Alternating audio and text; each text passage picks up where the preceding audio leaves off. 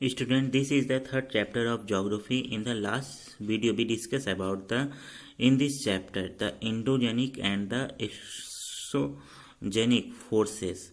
Then today we discuss about the endogenic forces, यानी देखेंगे जो चैप्टर है, इस चैप्टर आवर चेंजिंग अर्थ, इसमें हम लोगों ने लास्ट वीडियो में देखा था कि किस तरीके से जो अर्थ की जो अपर क्रस्ट है उसमें डिफरेंट चेंजिंग होते रहते हैं, जिसमें कि इसके दो कॉजेस है, एक तो एंडोजेनिक एंड दूसरा एक्सोजेनिक, यानी एक आंतरिक जमीन के अंदर की जो फोर्सेस होते हैं उसके थ्रू और बाहर के फोर्सेस के थ्रू। तो हम लोगों ने एंडोजेनिक फोर्सेस को हम लोग डिस्कस कर रहे थे, जिसमें डिस्कस किए थे कि जो टेक्टोनिक प्लेट के बारे में डिस्कस किया, किस तरीके से जो टेक्टोनिक प्लेट्स में हमारा जो इनर जो कोर है वो डिवाइडेड है, और जिसमें कि मूवमेंट होता है, 3 टाइप ऑफ मूवमेंट भी डिस्कस किया, transfer boundary, divergent boundary and the convergent boundary. और इस बाउंड्री के थ्रू जो फोर्सेस जब ये प्लेट्स जब ये आपस में टकराते हैं तो एक एनर्जी क्रिएट होती है, जिससे कि वॉल्केनो, अर्थ क्यूब, ये सब रीजन होते हैं, और इससे वॉल्केनो अर्थ क्यूब के थ्रू जो अपर सरफेस होता है उसमें डिफरेंट चेंजिंग होते हैं। तो हम लोग एक एक करके देखेंगे आज अर्थ क्यूब और वॉल्केनिक एक्टिविटीज़ के बारे में। जैसे दे रहा है earthquake, there an earthquake is sudden tremor or movement of the earth crust, यानी अर्थक्वेक होता है सडनली, अचानक जब हमारा अर्थ क्रस्ट यानी जमीन जो मूवमेंट करने लगता है, यानी कंपन स्टार्ट हो जाता है। जैसे which originate naturally at below to the surface, ये जमीन के नीचे नेचुरली ये ऑरिजिनेट होता है, इसकी उत्पत्ति होती है। The word of natural is important here since that does not include shocks wave caused by the nuclear test and explosion of the construction activity। साथ साथ एक तो नेचुरल कॉजेज होता है, साथ साथ ही ह्यूमन मेड भी होता है। जब न्यूक्लियर एक्टिविटीज़ होते हैं, न्यूक्लियर जब परमाणु बम का कहीं विस्फोट हो या उसका जब कहीं टेस्ट किया जाए, साथ साथ जब देखेंगे कंस्ट्रक्शन एक्टिविटीज़ ये जब होता है, या कभी कहीं पहाड़ों को तोड़ा जाता है, या लैंडस्लाइड भी होता है, ऐसे बहुत सारे नेचुरल एंड ह्यूमन कॉजेज हैं जिसके थ्रू ये अर्थक्वेक होता है।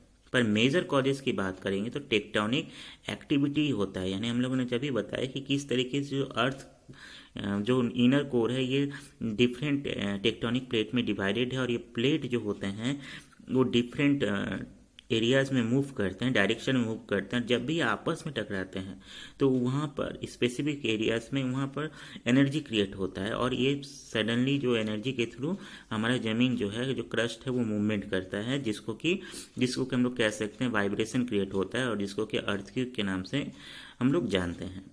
जैसे कि जनरली आप देखेंगे तो कोई भी ऐसे 2 बड़ी चीज़ों को ले ले, जब उसमें आपस में टकराएंगे तो क्या होगा, आवाज़ होगी, जो टूटेगा, या कोई इस तरीके से, जिसको कि क्यों होता है, क्योंकि इससे एनर्जी क्रिएट होती है, और इसकी वजह से ये इस तरीके से वहाँ पर मूवमेंट होता है। तो सेम ऐसे ही यदि ज़मीन के नीचे जब 2 प्लेट आपस में टकराएंगे तो जनरल बात है नेचुरली वो एनर्जी क्रिएट करेंगे, जो कि अर्थक्वेक का कॉजेज होगा। पिक्चर के थ्रू हम लोग समझेंगे। जैसे दे रहा है द ऑकरनेस ऑफ अर्थक्वेक, जैसे अर्थक्वेक जमीन के नीचे के लेयर बता रहा है, ये एक तरह से जो प्लेट्स होते हैं जब आपस में टकराते हैं, यानी ऐसा एरिया जहाँ पर कि जॉइंट एरिया जिसको कह सकते हैं, और ये एकदम अपर मोस्ट क्रस्ट भी दिया गया है, यानी जहाँ पर घर है, मक्का और बिल्डिंग्स है, ठीक है। तो ये जो एरियाज है जहाँ पर ये एनर्जी क्रिएट होते हैं, इसको ऑरिजिन एरिया कह सकते हैं या हाइपो सेंटर कह सकते हैं। और जब एनर्जी क्रिएट होगा, यानी जब वाइब्रेशन एनर्जी क्रिएट होगा, तो वो कहीं ना कहीं बाहर निकलने की कोशिश करेगा, और देखेंगे जहाँ भी उसको प्लेस मिलता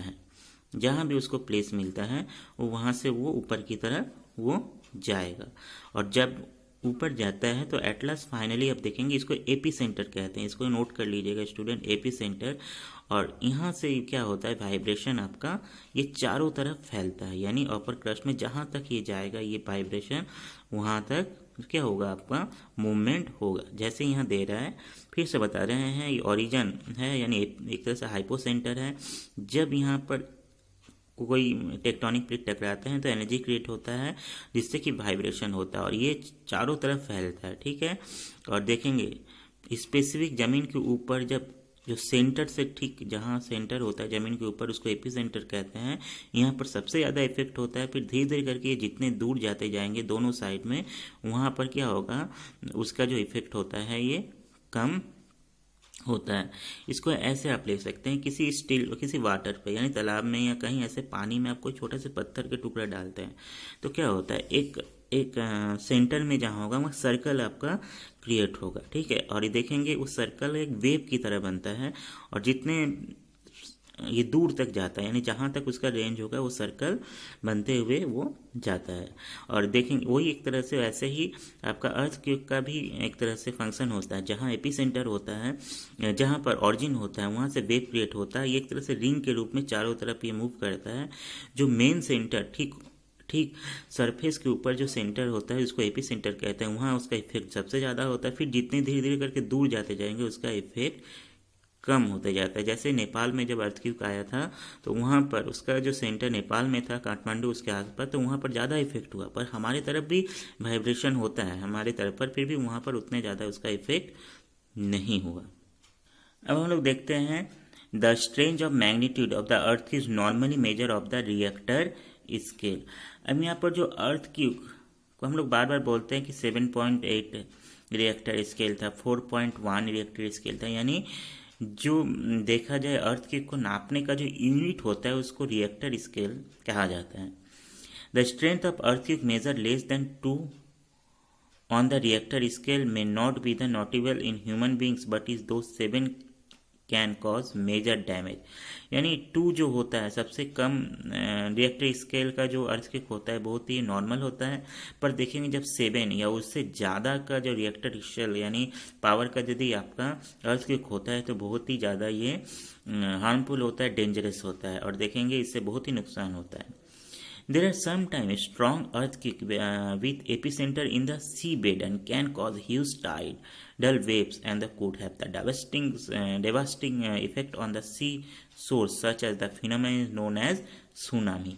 यहाँ पर हम लोग देखेंगे जो एपी सेंटर, मैंने कहा ना कि जो ओरिजिन सेंटर से ठीक ऊपर का जो क्रस्ट का जो पार्ट होता है उसको एपी सेंटर हम लोग कहते हैं, ज़मीन के जो पार्ट होते हैं। कभी कभी ये नॉर्मल ये कॉन्टिनेंट में होता है, पर देखेंगे ये कभी कभी ये समुद्र के नीचे भी उसका एपी सेंटर होता है। नहीं, समुद्र के नीचे की जो ज़मीन होती है उसके नीचे जब ओरिजिन सेंटर होता है तो उसका एपी सेंटर जो ऊपर का पार्ट होगा वो समुद्र के नीचे होता है। ऐसे जब वहाँ पर कोई बड़ी भूकंप आती है 7 या 8 रिएक्टर स्केल का, तो एक तरह से वहाँ पर बहुत बड़ा कॉजेज आपका होता है ह्यूज टाइड का, यानी बहुत बड़े बड़े वेव क्रिएट होते हैं जिसको कि सुनामी के नाम से जानते हैं हम लोग।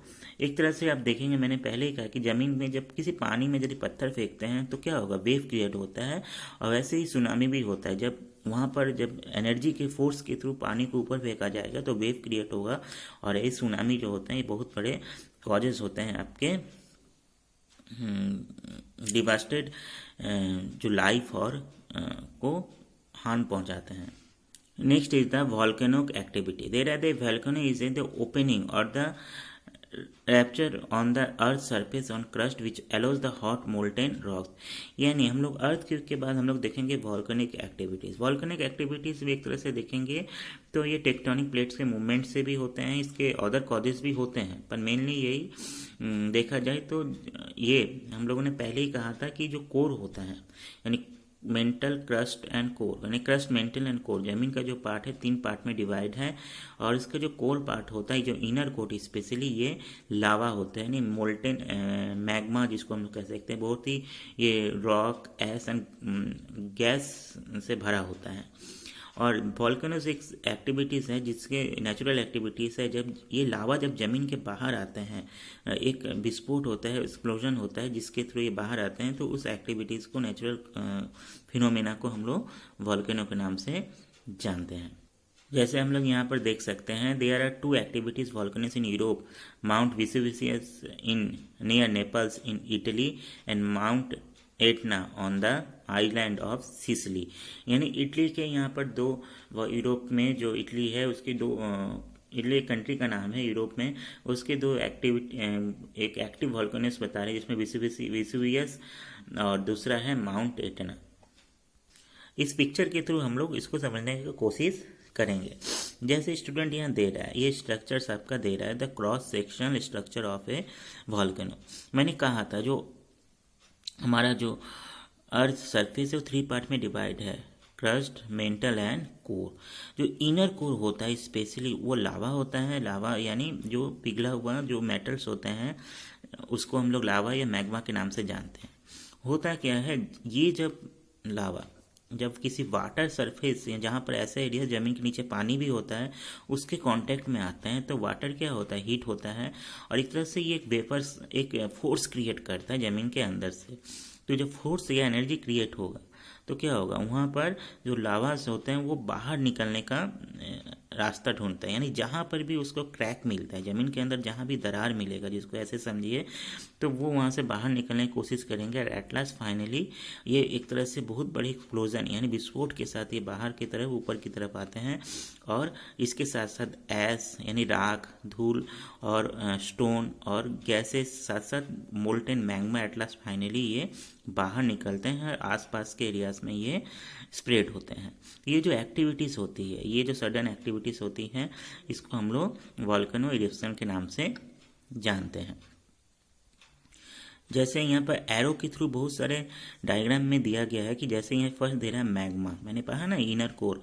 नेक्स्ट आप देख सकते हो यहाँ पर मेन वेंट, यानी वेंट मतलब एक तरह से मेन जो क्रैक होता है जहाँ से कि लावा निकल रहा है। साथ साथ हम लोग देख सकते हैं साइड वेंट, यानी साइड में भी क्रैक्स होते हैं। और जो आप लोग देख सकते हैं यहाँ पर एक और चीज़ बता दें, क्रिएटर यानी जो मेन जो पार्ट होता है, जो ऊपर का सबसे पार्ट होता है, उसको क्रिएटर कहते हैं। साथ साथ आप देख सकते हैं जो बाहर जो लावा निकल रहा है वो भी शो किया जा रहा है, lava flow and layer of lava. यानी देखेंगे तो जैसे एक आप लोग सपोज दैट जब वाल में क्रैक होता है, सपोज दैट आप लोगों ने कभी कोई ऐसा वाल देखा है, ऐसा कोई दीवार या ऐसी कोई भी चीज़ देखे हैं जहाँ पर क्रैक हुआ होगा, दरार आई होगी, तो वहाँ देखेंगे एक मेन क्रैक होता है, ठीक है। साथ साथ उसके साइड से भी कुछ क्रैक्स होते हैं, यानी वैसे ही ज़मीन के नीचे भी क्रैक्स होते हैं। और जब भी इस तरीके से जब लावा या गैसेस के जब फोर्सेस जब क्रिएट होते हैं तो उसको जहाँ से भी पाथ मिलता है, रास्ता मिलता है, वो बाहर की तरफ आते हैं। और जब बाहर आते हैं तो वहाँ पर एक्सप्लोजन होता है, गैस निकलता है, राख निकलती है, और ये जो पूरे एक्टिविटीज़ को हम लोग वॉल्केनो के नाम से जानते हैं। Then student effect of the endogenic forces. तो स्टूडेंट हम लोग एंडोजेनिक फोर्सेस तो देखें किस तरीके से टेक्टोनिक प्लेट होता है, उसकी एक्टिविटीज़ होती है, जिसके कॉजेज से earthquake and the volcanic activities होते हैं। तो इसका क्या इफेक्ट होता है, इसको हम लोग देखा जाए तो यानी उसका क्या, ये किस तरीके से कारण होते हैं हमारे जो अर्थ होता है, सरफेस होता है, उसको चेंज करने में, उसको बनाने या बिगाड़ने में। जैसे यहाँ दे रहा है the having seen the effect of endogenic forces which is are sudden in natures. Now we will see how the slow movement is lithospheric plate cause change of the earth surface, जो कि already हम लोग discuss कर चुके हैं। This figure below the self explanatory, easy to understand. The great mountain system like the Himalaya are a product of the collision of lithospheric plates. आप लोग ये जान के आश्चर्य होंगे कि जो हिमालय माउंटेन है वो एक तरह से टेक्टोनिक प्लेट के मूवमेंट से ही बना है। Similarly, the huge trench of the found of ocean floor like the Mariana Trench that cause the plate interaction। यानी देखेंगे मैरियाना ट्रेंच, यानी जो पैसिफिक ओशियन में मैरियाना ट्रेंच है, ये दुनिया के सबसे मतलब डीपेस्ट है, एक तरह से ट्रेंच है। इसका अभी जो बना है ये एक तरह से देखा जाए तो टेक्टोनिक प्लेट के मूवमेंट से ही बना है। जैसे पहले दे रहा है स्प्रेडिंग जोन, इसको ऐसे समझें कि जैसे मान लो आप लोग एक रबड़ लेते हैं, उसको स्प्रेड करते हैं या उसको खींच सकते हैं, या उसको ऊपर की तरफ मोड़ सकते हैं, नीचे की तरफ भी मोड़ सकते हैं। वैसे ही जो फोर्सेस होता है ज़मीन के नीचे, जो एंडोजेनिक फोर्सेस होता है, वो ज़मीन को ऊपर की तरफ मोड़ते हैं या नीचे की तरफ मोड़ देते हैं। स्पेशली ऊपर की तरफ हम लोग देख रहे हैं, जैसे दे रहा है यहाँ पर जो वैली, जैसे कि मैग्मा जो है जब बाहर निकलता है तो जो ज़मीन का जो लेयर होता है वो ऊपर की तरफ मुड़ता है, ठीक है। तो इस तरीके से देखेंगे कहीं अप एंड डाउन आपका होता है। इसके थ्रू डिफरेंट वैलीज भी बनते हैं, डिफरेंट फॉर्म बनते हैं अपर क्रस्ट के। फिर आप लोग देखते हैं सबडक्शन जोन, यानी force created when the plate push against each other build mountain and cause earthquake and volcanoes. यानी देख रहे हैं पहला जो था कि जमीन क्या था, एक तरह से जब दो प्लेट एक दूसरे के आमने सामने आते हैं, यानी यहाँ पर दे रहा है एक प्लेट है, ये दूसरा प्लेट है, ये बाउंड्रीज है, ये दोनों एक दूसरे के सामने आते हैं तो क्या होगा, एक तरह से देखेंगे तो ये ज़मीन क्या होगा, या तो ये मुड़ जाएंगे, यानी ये ऊपर की तरफ मुड़ते हैं और इससे कि माउंटेन्स वगैरह आपका क्रिएट होता है। आप ऐसे समझो दो बुक्स या दो आप फिंगर्स को, दोनों हाथ के फिंगर्स को एक दूसरे के सामने लाइए और एक दूसरे को प्रेस कीजिए। तो क्या होगा, एक फिंगर्स क्या होंगे, या तो मुड़ेंगे और दूसरा फिंगर्स क्या होगा, उसके नीचे दब जाएगा, यानी ऊपर की तरफ उठेगा। तो सेम ऐसे ही यहाँ पर हम लोग देख सकते हैं कि एक प्लेट दूसरे प्लेट के नीचे धंस गया है, जिससे कि एक प्लेट क्या है, ऊपर की तरफ ऐसे उठ गया है। और इस तरीके से देखेंगे माउंटेन क्रिएट होता है। हिमालय माउंटेन भी एक तरह से देखेंगे इसी तरीके से इसका फॉर्म हुआ है। तो देन स्टूडेंट, तो इस लास्ट 2 वीडियोस में हम लोग देखे हैं इंडोजेनिक फोर्सेस और उसके क्या होते हैं इंडोजेनिक फोर्सेस यानी टेक्टोनिक प्लेट, वह अर्थक्वेक एंड वॉल्केनिक एक्टिविटीज़, और वो किस तरीके से हमारे जो अपर क्रस्ट है उसमें डिफरेंट फॉर्म बनाते हैं, यानी वैलीज बनाते हैं, रिलीफ बनाते हैं और माउंटेन्स बनाते हैं। तो इस पर हम लोगों ने इसका डिस्कस किया। नेक्स्ट वीडियोस में हम लोग एक्सोजेनिक फोर्सेस पे डिस्कस करेंगे। Now discuss about the exercise portion. I hope so that clear the complete your exercise means filling the blanks true false. Today we discuss about the short and long question answer. Then student, first complete the short question answer and then after complete long question answer 2, 3 and 4. इसमें 1 left है। तो then मैं इसके साथ आपको PDF भी send करूँगा। Then complete and submit.